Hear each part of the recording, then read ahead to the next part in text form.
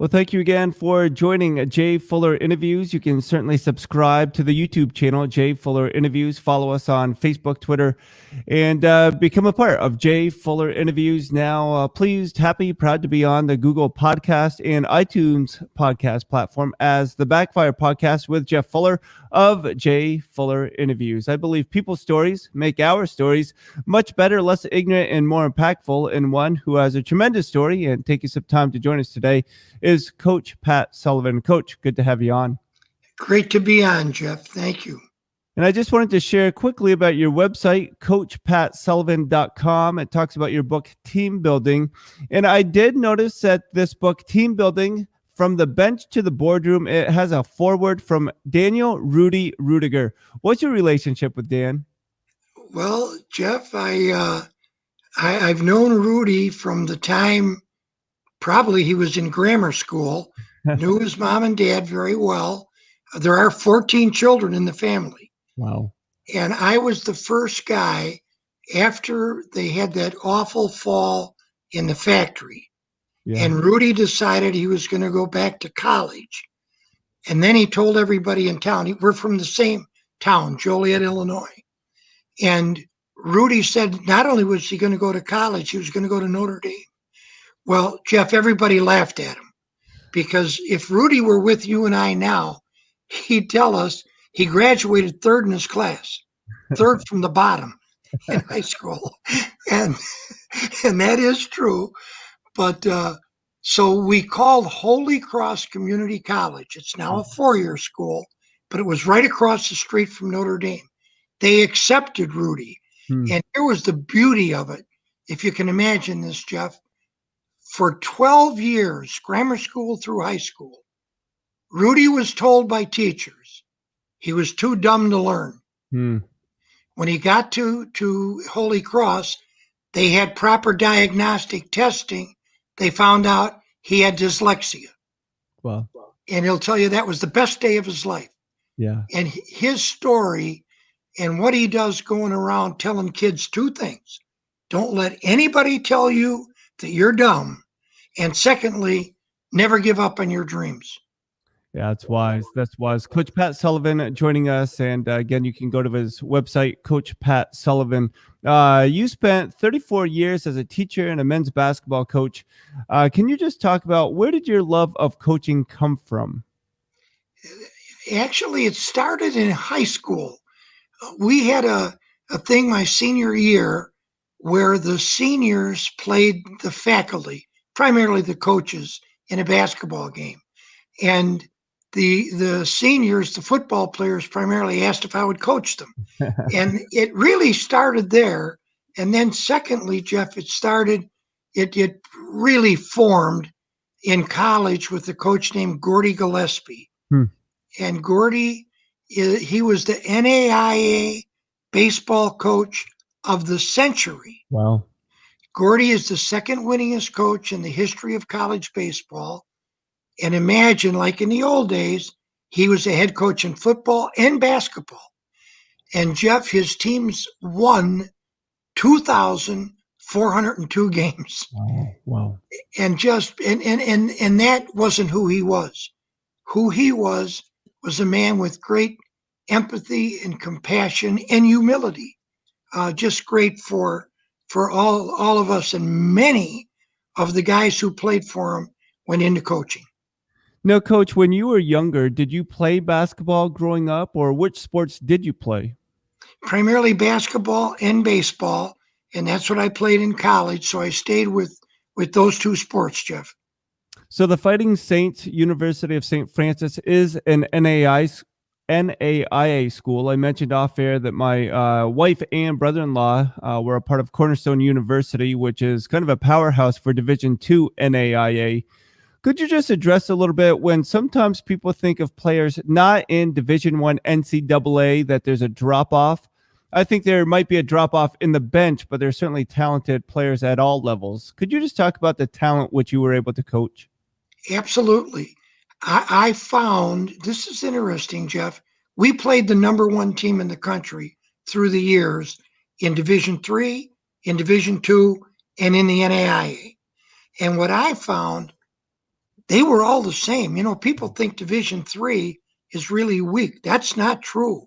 So as far as the talent goes, if I may, I'll brag a little bit about St. Francis. We went out to play the University of San Francisco. They had 2 7-footers, 2 jet quick point guards, a 6'8" power forward, and how about this, Jeff? The last pick of the first round of the NBA draft. Wow. And we killed them, Jeff. We beat them by 1. so we did have, you know, I mean, enough talent. Although our tallest player was 6'6", we had good players. Yeah. And that particular night, I think what happened is the obvious. They thought, hey, this is a school we never heard of. This is going to be a piece of cake. And we happen to be a pretty good team.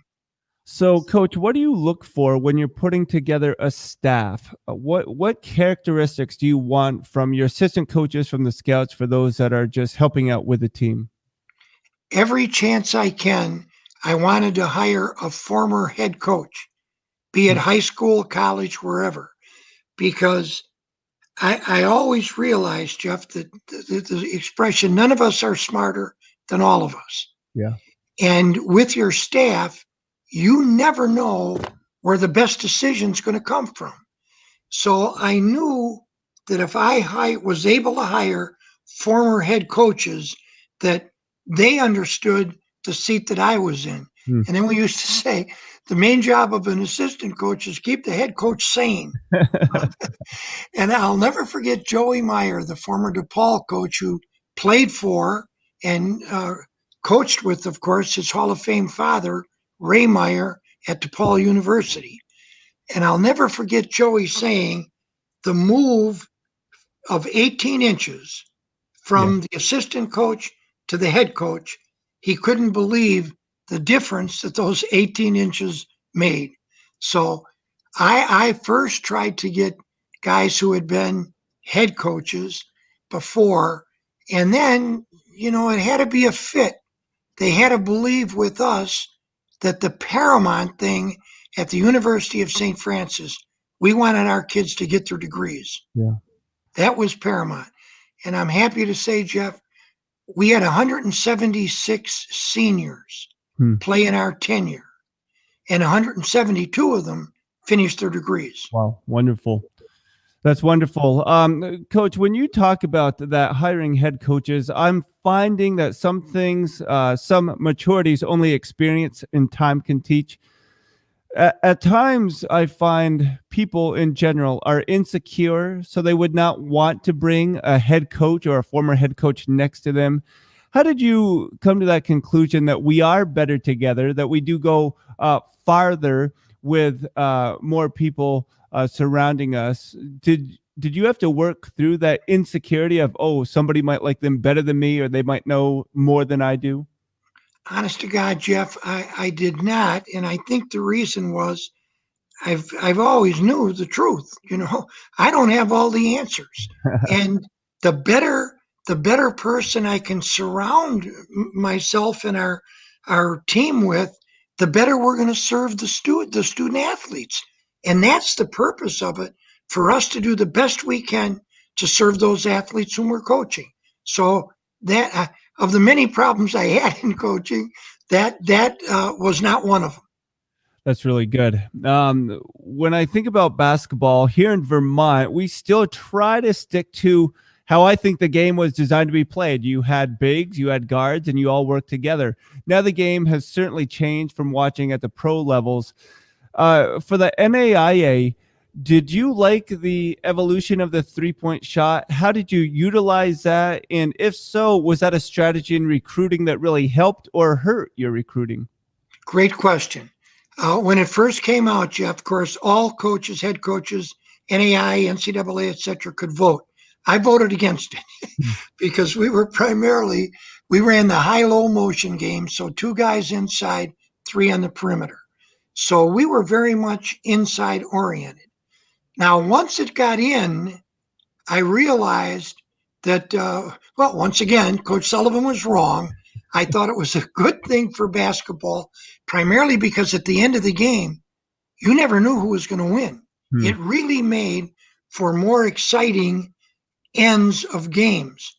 Now, however, I don't like what's happening today. We always felt the best three-point shots in the game were number one in transition when you had an open look. Yeah. Number two, when somebody drove and they kicked and you got an open look. But number three, when you threw the ball inside to the post and you spotted up and they kicked the ball back out, you're totally facing the basket, and that's a great three-point shot. And as you well know, just by the nature of your question, too often post play has left the game. And so we were still old school on that, inside outside basketball. Well, I chuckle because inside out, my daughter's 5'9" and she's in high school, and I said, post, and then once you kick it, repost. But sometimes now the repost is finding your spot around the 3-point line, which can be entertaining, but sometimes it takes away, especially when you're a high school athlete here in Vermont. But CoachPatSullivan.com is the name of the website. You can find more, find his book, Team Building. When you wrote the book, Team Building, was that something you always wanted to do, or did you, again, have to be coached and pushed to do that, to put this book out, Team Building? After my first book, Attitude, the Cornerstone of Leadership, that the genesis of that, believe it or not, were former players telling me to write about, attitude and leadership. And again, it was former players who suggested that I take a shot at teamwork. And that's where we identified 20 concepts that we thought were important in building a team in athletics. Then, Jeff, I researched business literature because I don't know anything about business, but I certainly found that the concepts that are important in building a team in athletics are no different than building a team in business. So I had opportunity when I was on radio several years ago to interview Coach Don Meyer. He was phenomenal. He was just so gracious. Who are some of the coaches that you looked up to, that you learned from? I just think of Coach Wooden with his Pyramid of Success. Were those things that you drew from? Well, let me start with this. Don Meyer was a very good friend. Don and I worked basketball camps together in the late 60s, early 70s. Don Meyer, to me, if I looked at the best coaches I've ever been around, he's in the conversation. Wow. He's right up there. What a great coach and great man. And then, Jeff, I had a unique opportunity. There was a group called Medalist Sports Education, and they were primarily affiliated with Al McGuire when Al was the Marquette coach. Yeah. And they did clinics all over the country. So I really had an unbelievable opportunity. They asked me to go direct those clinics. So I had the chance to meet and work with John Wooden, Bob Knight, Dean Smith, U.B. Brown. And then the best clinics, Jeff, that we ever had were called one-man clinics. So you'd bring in the four men I just mentioned, one at a time. So it's a one-man clinic. The only speaker at the clinic is Bob Knight. And in the hotel on Friday night, they talked about their philosophy of coaching. And then on Saturday, they brought in a college team to demonstrate the drills that they would run to implement the philosophies that they talked about Friday night. Wow. And we were in the gym for about 7 hours. And our kids, whenever they came to Chicago, our kids were the demonstrators. So, we demonstrated for Coach Knight. We demonstrated for Coach Smith. John Wooden never did a one-man clinic, but you mentioned the Pyramid of Success. We were working in Seattle, and I asked Coach, I'll never forget this, on the elevator, if he ever spoke at colleges, Jeff. Said he did. So we got him to come to St. Francis, and he spoke on what you talked about, his Pyramid of Success. It was extraordinary. So 2 questions. First, when these clinics went on, were you a note taker, or did you just have a memory that once you saw it, you retained that information? Great question. At some of them, I spoke at them. At others, I directed them. So I had to introduce every coach. And what I would do, I would get my administrative work done as quickly as possible. And then I took copious notes, Jeff. Believe me, copious notes. And when your players were out there demonstrating, did you ever get nervous that you said or thought like, I've actually taught them this, but then they did it bad and it was a poor reflection on you? Were you ever nervous at them out there on the floor? Oh, yes. Now how about this one? Pretend when you're back in college and you're going to have to demonstrate for Bob Knight. Yeah. Now, you might be a little nervous because Coach Knight can be pretty rough, okay? Then you walk into the facility, and literally there were 800 coaches at the clinic. Wow. So that's going to make you a little more nervous. And I always believe this, no matter how good a player might be, if I, as a coach, were to show him a drill that he's never done before, he can look bad. Yeah. So here's what happened, Jeff, and you'll enjoy this story. The first drill that Coach Knight had our kids do, they completely messed it up. I mean, completely. The coaches laughed. Now, you hear a lot of stories about Bob Knight, but you're going to like this one. Knight walked over to the middle of the bleachers. He said, coaches, I'll tell you what we're going to do. If I hear any more laughing at these kids who probably got up at 6 a.m. to come here and help me teach you, I'm going to pick 10 of you guys. Wow. You're going to come down on the floor. You're going to demonstrate, and the kids are going to sit in the front row and laugh at you. Jeff, you never heard 800 coaches go so quiet. I imagine so. When I think about basketball, I've been so fortunate just to meet a couple people. I mean, I played at a small Bible college in Canada, so that's kind of my disclaimer. But now the fact that I've gotten to meet a couple coaches, players, that community is so tight knit, and there's such a respect for one another, whatever level, whether it's a junior college, NAIA, Division I, Division III, NCAA, whatever the case might be. Can you tell how important it is to be a part of a community? And for you personally, what sort of enjoyment did you receive in knowing that your identity, at least in part, was knowing that you had brothers and sisters in that coaching realm? Well, I always felt, Jeff, that as coaches, we should be each other's friends. Yeah. We can compete against each other. In fact, we can compete on a high level. But that doesn't mean when the game is over that we don't have a relationship. And here was another one just to show you said any level.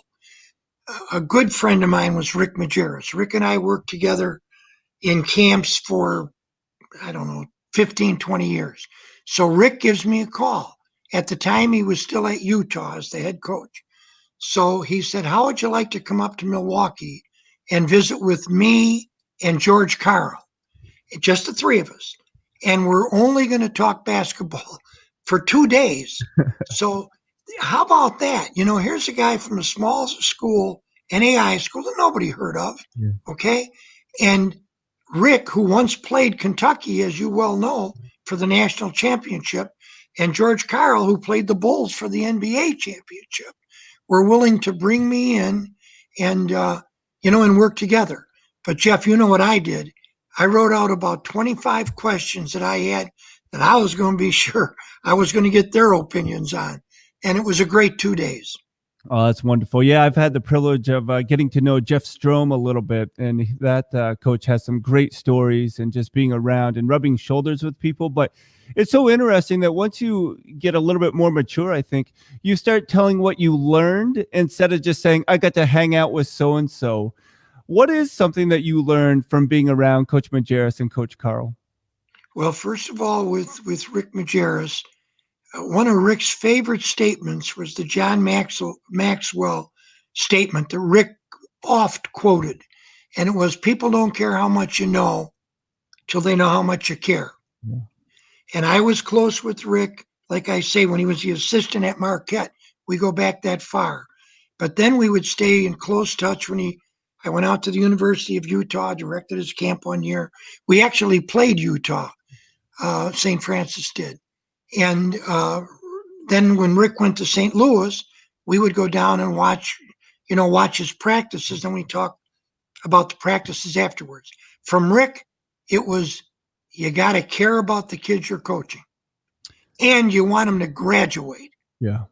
One night we were in the city in Chicago, and Rick had to get on a plane the next morning early, Saturday. We were together Friday, because Andre Miller, whom you remember, was graduating from Utah, and he had about a 12, 13-year career in the NBA. But when Rick recruited him from South Central LA, he promised his mom that he'd be at his graduation. And Rick followed through on that promise. So caring about your people. John Wooden was the same way. Dean Smith was the same way. And how about it? Here's something, again, Jeff, I don't like today. A lot of the kids at the Division I level are not getting their degrees. Right. And you look back to the Yale McGuires, to John Woodens, to Dean Smiths, their players graduated to the extent that if anybody didn't have to graduate from college, it was Michael Jordan. Yeah. And yet, when he was with the Bulls, he went back and finished his degree at North Carolina. And I think the reason was the culture at the University of North Carolina, like Marquette, like UCLA, you get your degree. Yeah, that's so good. And it's so important. I just wanted to throw in before we discuss this a little bit more. I grew up in Vermont, as I mentioned, but in 5th grade, the UVM Catamounts had not even come close to defeating the Syracuse Orange at the time. And so when I was asked 5th grade, who's my favorite team, I said, I have an uncle in North Carolina. I'm going to go with the Tar Heels. And I think that was my best pick ever, watching them from whatever that was in the 80s until now. But I remember speaking with Steve Hale. He's a doctor here in Vermont. He played with Jordan at Carolina. He said that what everybody talks about the family of Carolina, you mentioned the culture of getting your degree, and whether you leave for the NBA, you go back to school. It's real. How did you develop culture with your team, with your students? But how did you get assistant coaches on the same page that may have wanted to use your program as a stepping stone to something else?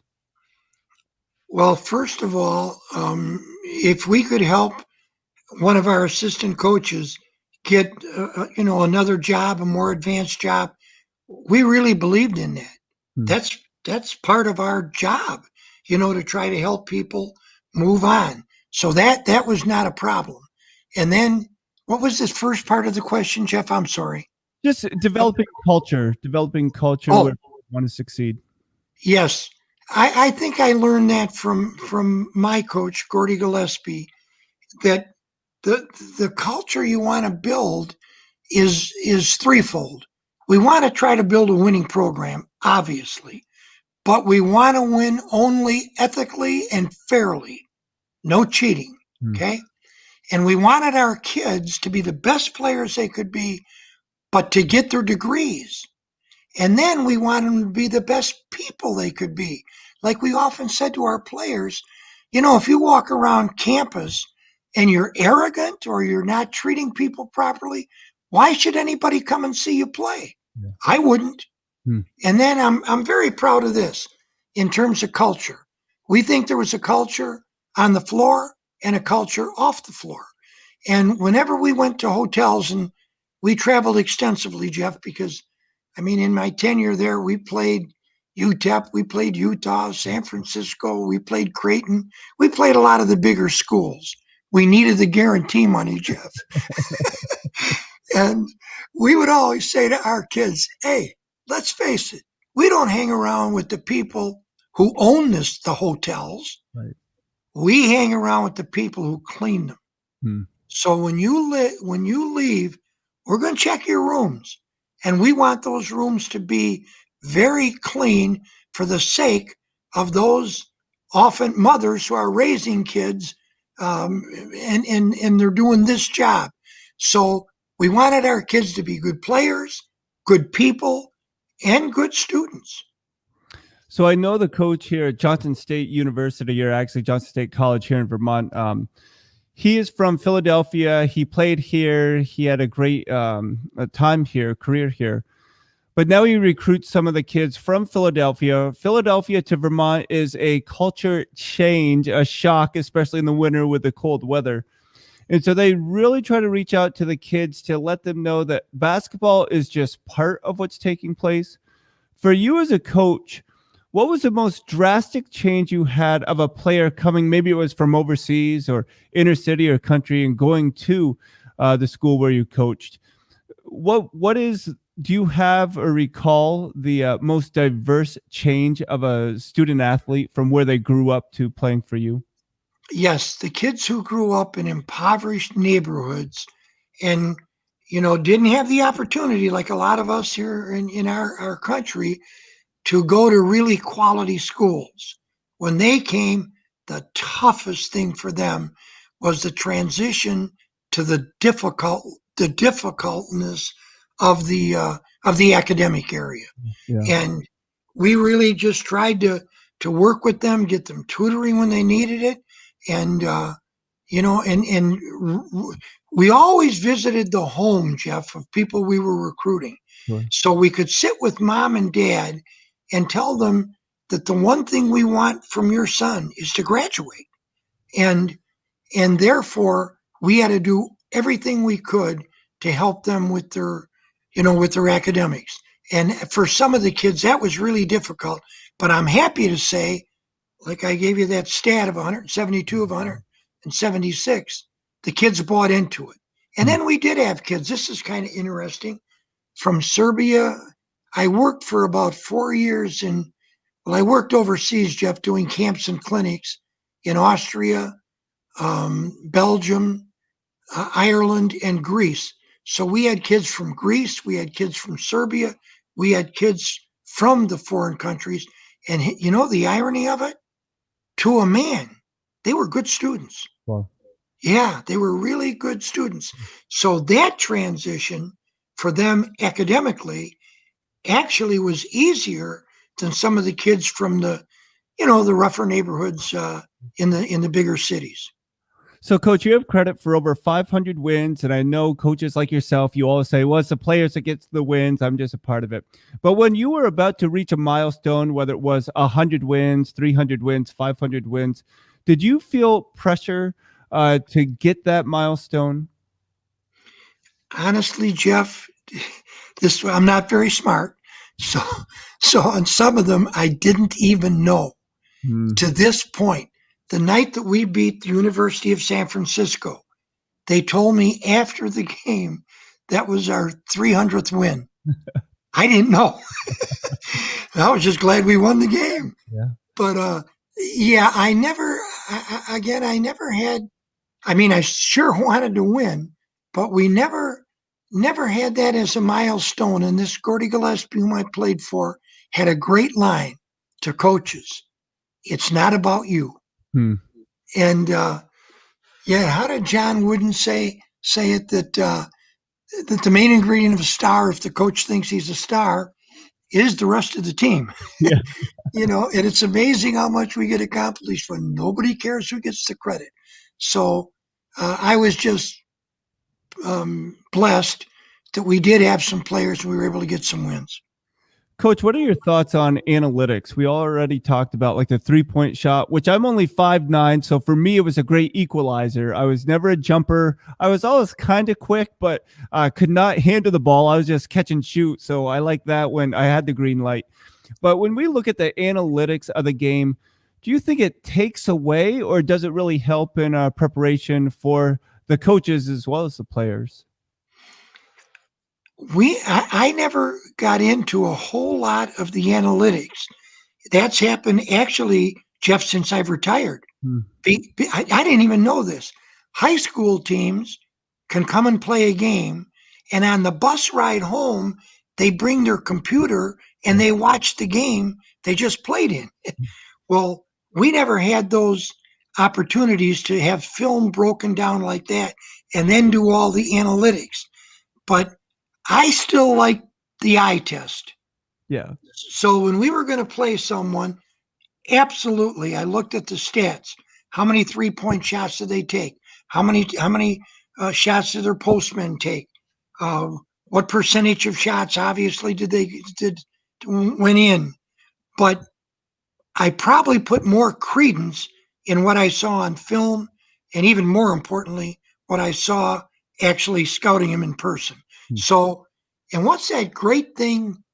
The Trouble with the Curve with Clint Eastwood, and it's on baseball, and you got Clint Eastwood as the old scout who believes in the eye test, Yeah. and you got, I think it was Jason Timberlake as the new guy who believed in analytics. And it was really an interesting dichotomy.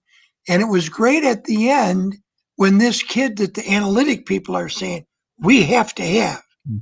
And then he's hitting the balls out of the park during the batting practice when the main honchos are looking at him. And Clint Eastwood says, throw him a couple of curves. And the young man just really struggled. So in that particular movie, the eye test beat out the analytics.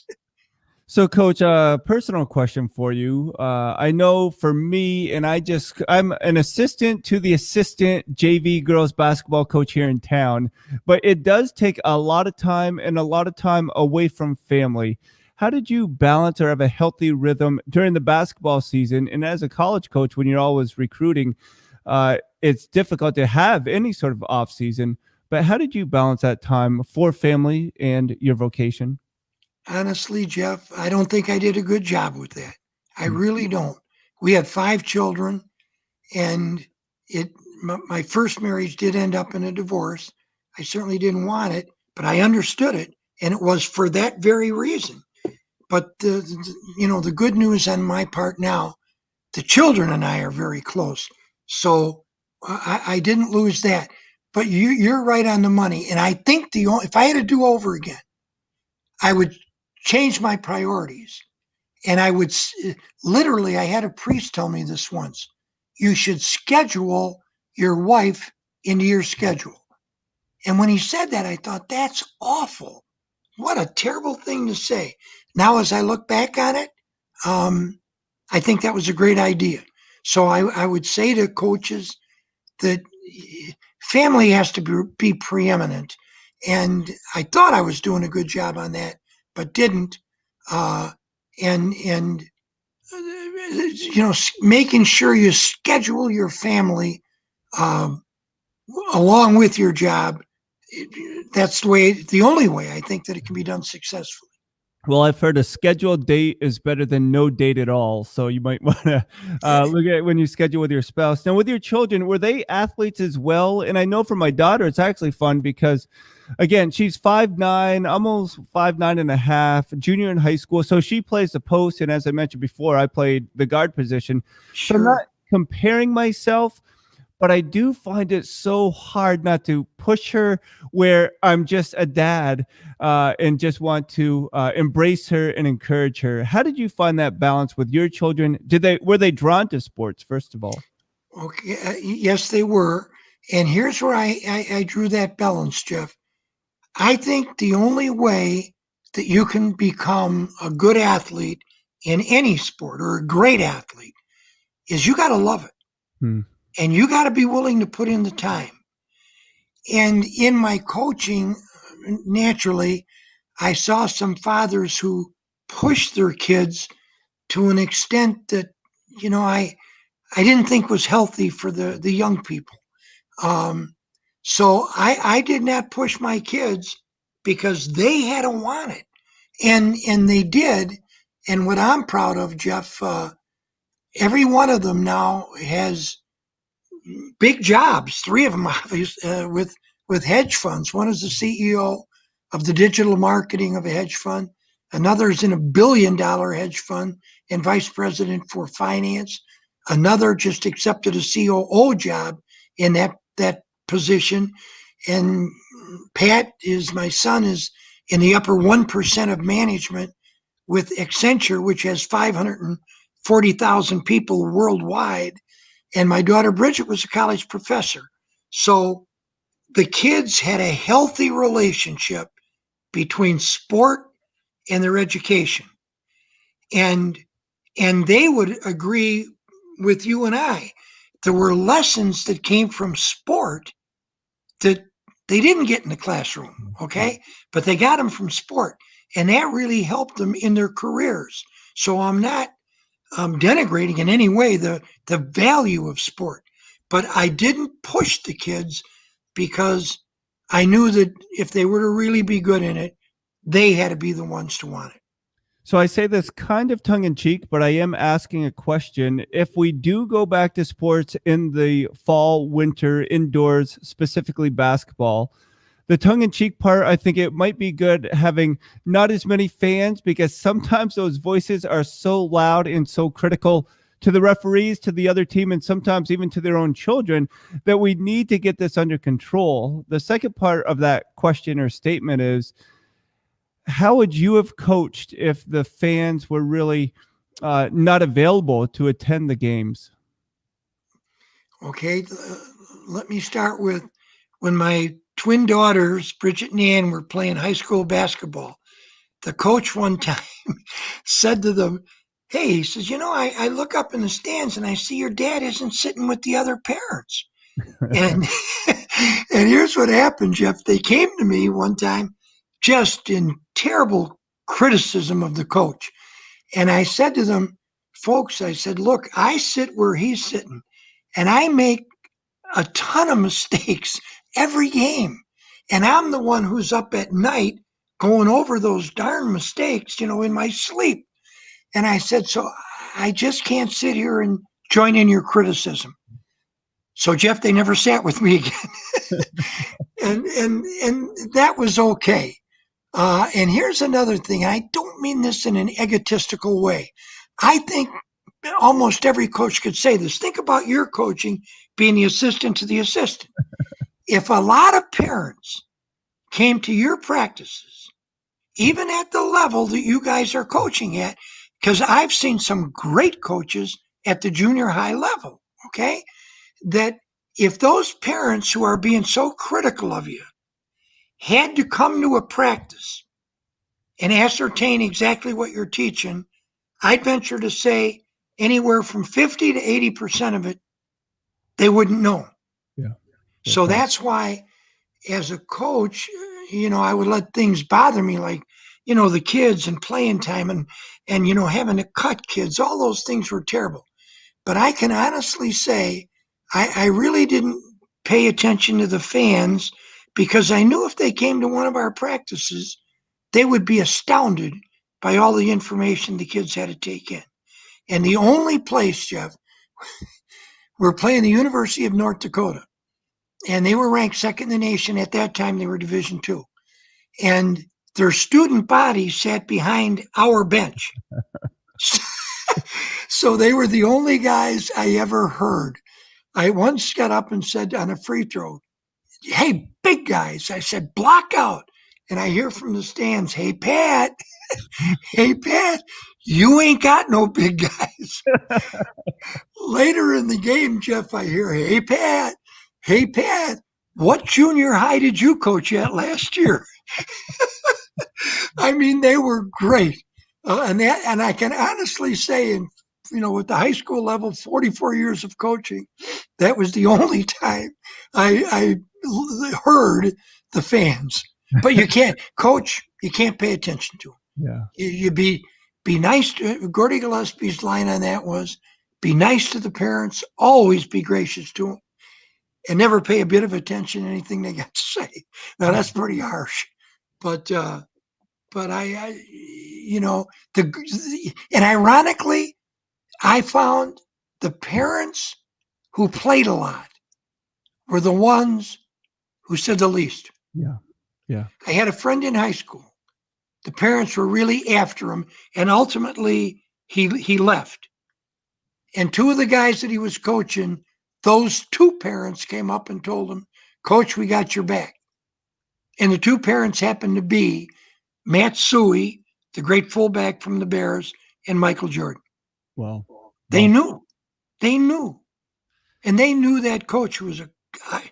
in my opinion, a great coach, they knew that he was doing all the right things for the sake of their sons. Yeah. Yeah. So, Coach Pat Sullivan, CoachPatSullivan.com. The name of his book, his newest book, is Team Building, with a foreword by Daniel Ruettiger. And so, Coach, we just congratulate you on that. And then at Coach Pat Sullivan, it shares how you are available to speak and share some of these principles that you've learned and gained throughout the years. How much do you miss coaching? And your questions are great. That's a great question. And my answer is this: I miss the players. I miss the preparation for games in the practices. And obviously, I miss the games. What I don't miss, Jeff, is the travel. You know, I don't miss, like when we played North Dakota, I drove the van. And we came home after the game. I don't miss driving 14 hours in a van. And then I have to say I don't miss the recruiting. And I don't mean this in a negative way, but you'll understand this. So often we would be told about a young man and we would go to see him play. And we would know that our level, which you alluded to earlier, was a pretty good level of basketball.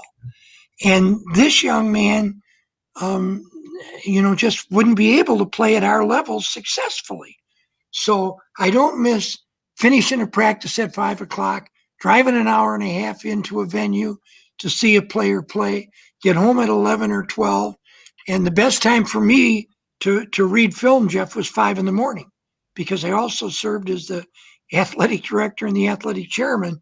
So, from 5 to 8, no interruptions. I could really concentrate on the film. So I don't miss the driving to the recruiting. I don't miss the traveling to the games. It was only later in my career at St. Francis that we were able to get some buses and had, the way it should be, we had professional drivers. Yeah. That's really good. Coach, we're going to get you out on this final question, and it's not a trick question. I'm just curious to know, as when I was a kid, I grew up a North Carolina Tar Heel fan. Being here in Vermont, I'm a Boston Celtics fan. If you could have coached any team, well, maybe even the Olympic team, what team would you have loved to have coached?